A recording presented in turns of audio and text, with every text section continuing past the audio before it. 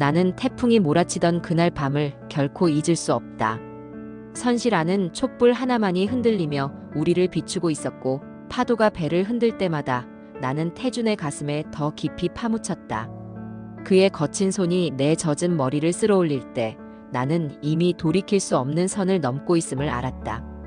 태준의 입술이 내 목덜미에 닿자 온몸에 전율이 흘렀다. 선실 밖으로는 거센 바람 소리가 들렸지만 우리에게는 세상에 우리 둘만 남은 것 같았다.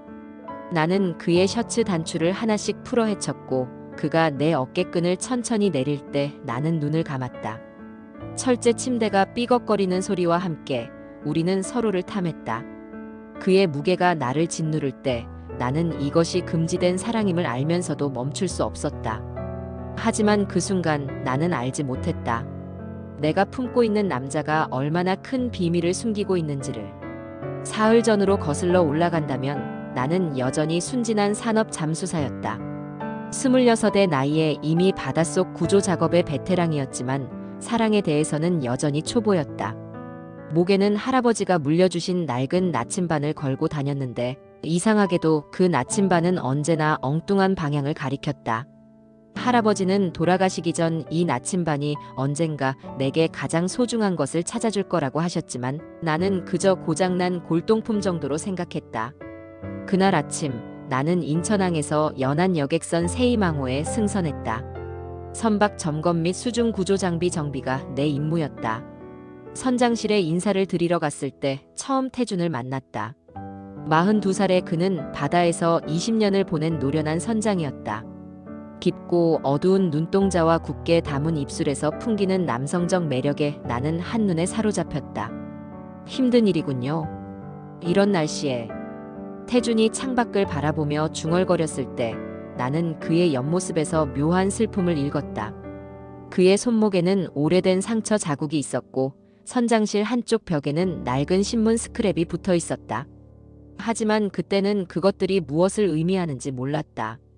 첫날 밤 기관실 점검을 마치고 올라오는데 태준이 혼자 갑판에 서 있었다. 달빛 아래 그의 뒷모습은 외롭고 쓸쓸해 보였다. 다가가서 말을 걸려던 순간 그가 돌아보며 내게 미소를 지었다.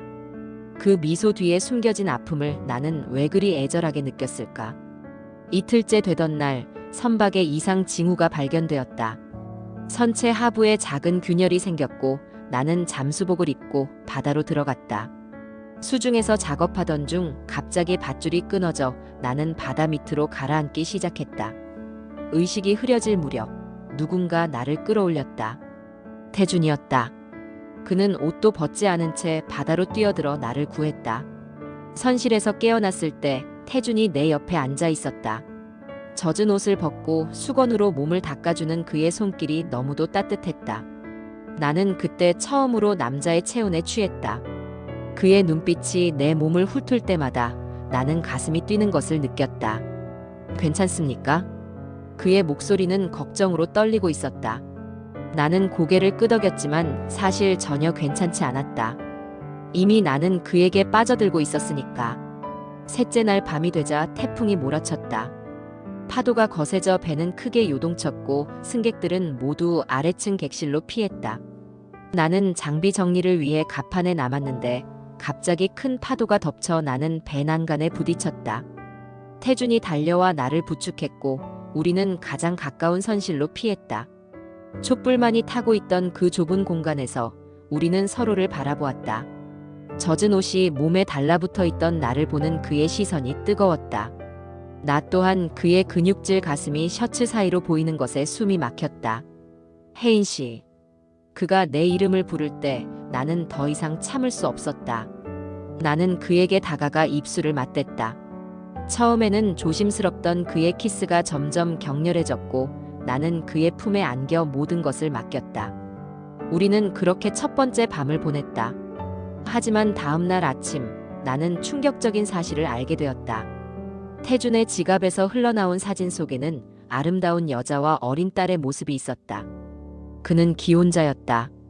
가슴이 무너지는 기분이었지만 이미 그에게 빠져버린 나는 쉽게 발을 뺄 수 없었다. 며칠 후 나는 태준의 선장실에서 우연히 오래된 신문 스크랩을 발견했다. 3년 전 인천 앞바다에서 일어난 페리 침몰 사고 기사였다. 기사에는 당시 선장이 승객들을 버리고 먼저 탈출했다는 내용이 있었고 그 선장의 이름이 바로 태준이었다. 나는 손이 떨렸다. 내가 사랑하게 된 남자가 과거에 그런 비극적 선택을 했다는 사실을 받아들이기 어려웠다. 그날 밤 나는 태준을 찾아갔다. 그는 혼자 술을 마시고 있었는데 취한 그의 모습이 더욱 애처로워 보였다. 나는 그의 옆에 앉아 조용히 손을 잡았다. 술에 취한 그가 나를 끌어안았을 때 나는 저항하지 않았다. 우리는 다시 한번 서로를 확인했다. 이번에는 더욱 간절하고 절망적이었다. 그의 입술이 내 목과 가슴을 탐할 때 나는 이 모든 것이 잘못되었음을 알면서도 그를 밀어내지 못했다. 일주일이 지나면서 세희망호에는 계속해서 이상한 일들이 벌어지다. 기관실에서 원인 불명의 누수가 발생했고 항해 장비들이 하나둘씩 고장나기 시작했다. 나는 잠수 작업을 하며 선체 곳곳을 점검했지만 이상하게도 인위적인 파손 흔적들을 발견할 수 있었다. 누군가 의도적으로 배를 파손시키고 있었다. 그러던 어느 날 나는 우연히 선박회사 직원들의 전화통화를 엿듣게 되었다. 경쟁사인 대한해운에서 세희망호의 운항을 막기 위해 공작원을 심어놓았다는 내용이었다. 승객들의 안전은 안중에도 없이 단순히 사업상의 이익을 위해 배를 침몰시키려 하고 있었던 것이다. 나는 이 사실을 태준에게 알렸다. 그는 처음에는 믿지 않으려 했지만 내가 수집한 증거들을 보고는 분노에 떨었다. 하지만 동시에 그는 두려워하고 있었다. 3년 전의 사고 때문에 이미 한 번 모든 것을 잃었던 그에게 또 다른 침몰 사고는 재기불능의 타격이 될 것이기 때문이었다. 이번에는 달라야 해요. 나는 그의 손을 잡고 말했다. 하지만 태준은 고개를 저었다. 나는 이미 한 번 실패한 사람이야. 또 실패할 수는 없어. 그날 밤 우리는 마지막이 될지도 모를 시간을 함께 보냈다. 선실 안에서 서로를 끌어안고 있을 때 태준이 내게 그의 진짜 이야기를 들려주었다. 3년 전 사고 당시 그는 실제로는 마지막까지 배에 남아 승객들을 구하려 했다. 하지만 언론과 회사는 그를 희생양으로 만들었고 그는 모든 책임을 떠안고 가족과도 헤어져야 했다. 그래서 당신이 나를 멀리하려는 거군요. 나는 그의 가슴에 얼굴을 파묻으며 속삭였다. 그의 심장 박동이 빨라지는 것을 느낄 수 있었다. 위기는 예고 없이 찾아왔다. 공작원들이 마침내 결정타를 날린 것이다. 세희망호의 선체에 큰 구멍이 뚫렸고 바닷물이 빠르게 선내로 들어오기 시작했다. 승객들은 공황 상태에 빠졌고 구명 보트들이 하나씩 바다로 내려졌다. 그런데 그때 나는 깨달았다. 태준의 딸이 배에 타고 있었던 것이다. 그녀는 아버지를 만나러 몰래 승선했다가 혼란 속에서 선실 어딘가에 갇혀 있었다.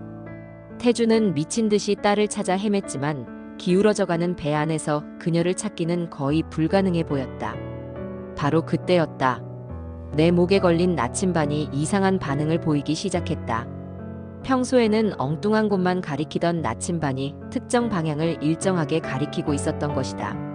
나는 순간 할아버지의 말씀을 떠올렸다. 이 나침반이 가장 소중한 것을 찾아준다던 그 말을. 나는 나침반이 가리키는 방향으로 잠수했다. 찬 바닷물 속에서 나는 침몰해가는 배의 내부를 헤쳐나갔다. 시야는 흐릿했지만 나침반은 여전히 한 방향을 가리키고 있었다. 그리고 마침내 나는 선실 구석에 갇혀있는 어린 소녀를 발견했다. 태준의 딸을 구해내는 것은 내 인생에서 가장 힘든 일 중 하나였다. 의식을 잃은 아이를 끌고 침몰하는 배에서 빠져나오기까지 나는 몇 번이고 죽음의 문턱을 넘나들었다. 하지만 포기할 수 없었다. 내가 사랑하는 남자의 딸이었으니까. 아이를 구조선에 올린 후 나는 다시 바다로 들어갔다. 태준이 보이지 않았기 때문이다. 나는 그를 찾아 침몰하는 배 주위를 헤맸다.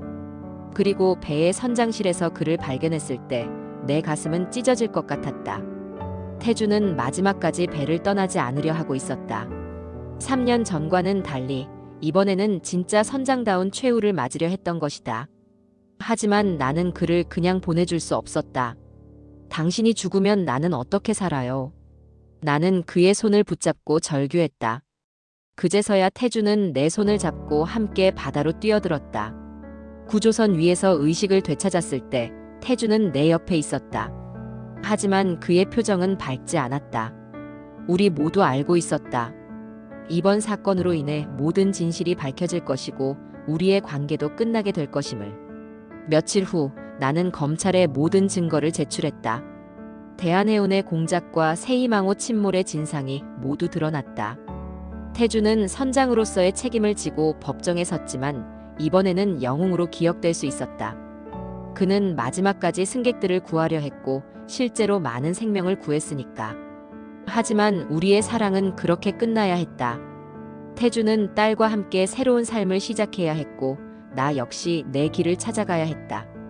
마지막 밤 우리는 한 번 더 서로를 확인했다. 이별을 앞둔 우리의 사랑은 그 어느 때보다 뜨겁고 애절했다. 나는 그의 품에 안겨 운명을 저주했지만 동시에 이 사랑을 만날 수 있어서 감사했다. 그의 손이 내 등을 쓰다듬을 때 나는 이 순간을 영원히 기억하리라 다짐했다. 이제 나는 다시 혼자가 되었다.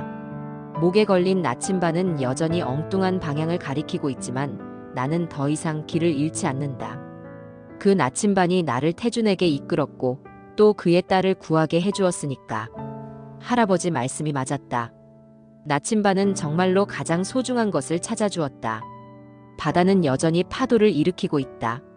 하지만 나는 더 이상 그 파도를 두려워하지 않는다. 내가 사랑했던 남자는 이제 다른 곳에서 새 삶을 살고 있겠지만 우리가 함께 나눈 그 뜨거운 시간들은 내 마음속에 영원히 남을 것이다. 나는 새로운 구조 요청을 받고 또 다른 배에 오른다. 내 목에는 여전히 그 나침반이 걸려 있고 바다는 오늘도 나를 부르고 있다. 이제 나는 안다. 사랑은 때로는 금지된 것이어야 하고 때로는 아픔이어야 한다는 것을. 하지만 그런 사랑일수록 더욱 뜨겁고 의미 있다는 것을. 태준과의 사랑이 나에게 준 것은 죄책감만이 아니었다. 그것은 내가 진정 살아있다는 증거였고 내가 누군가를 진심으로 사랑할 수 있는 사람이라는 확신이었다. 비록 그 사랑을 지킬 수는 없었지만 나는 후회하지 않는다.